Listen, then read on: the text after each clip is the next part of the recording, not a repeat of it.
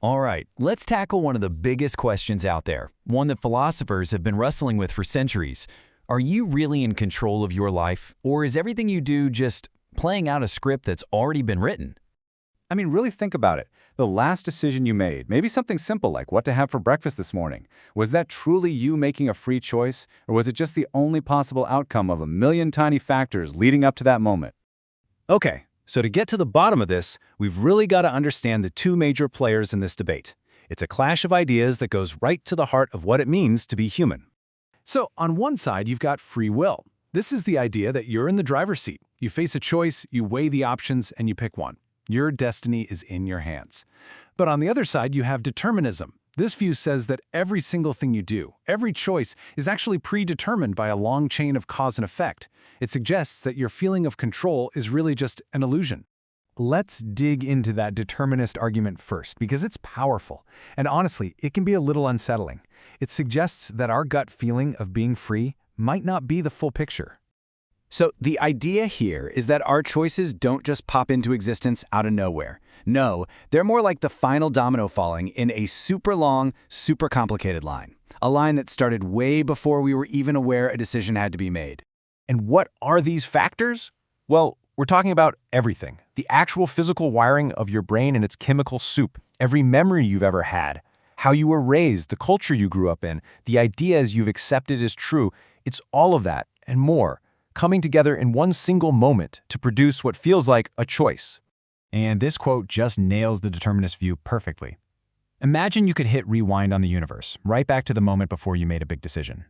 If every single atom, every thought, every circumstance was exactly the same, well, a determinist would say you would make the exact same choice, every single time, because it was the only choice you ever could have made.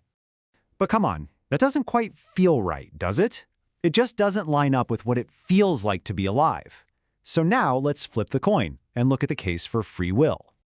You know that feeling. You're at a crossroads, literally or figuratively, and you have to pick a path. Go left, go right. That moment of hesitation, of actively weighing your options, that experience feels incredibly real. And that feeling is the foundation of the argument for free will. We seem to have this power called volition. It's our capacity to use our will to actually make a choice. It feels so fundamental to who we are that even refusing to choose, just standing at that fork in the road and doing nothing, well, that feels like a very deliberate choice in itself, doesn't it? And here's where it gets really tricky for the determinists. Let's say you chose to go left. A determinist could probably map out all the reasons why that was inevitable. But what if you'd chosen to go right? Couldn't they do the exact same thing and build a totally different story to make the right path seem just as inevitable? It kind of makes you wonder if they're explaining reality or just rationalizing it after it's already happened. And this brings up a fascinating point. We all accept that outside things influence us, right? A great ad might make you buy something, a friend's advice might change your mind. So, if all those external things can have a say, why is it so strange to think that our own consciousness, the voice inside our own heads, could be the biggest influence of all? This whole argument really pushes us into an even deeper mystery, the nature of the mind itself. What is this ghost that's driving our machine?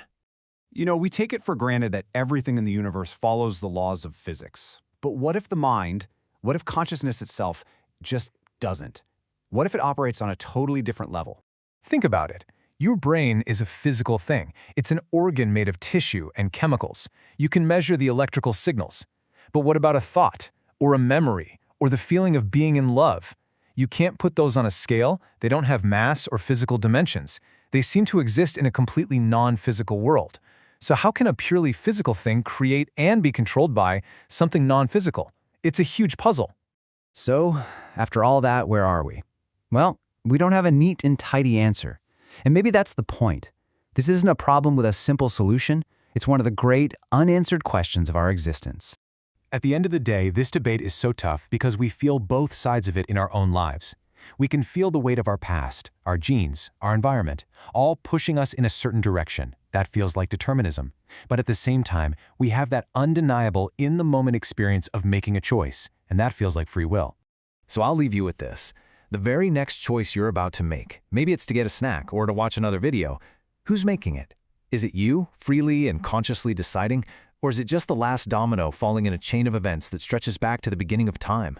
Who or what is really choosing?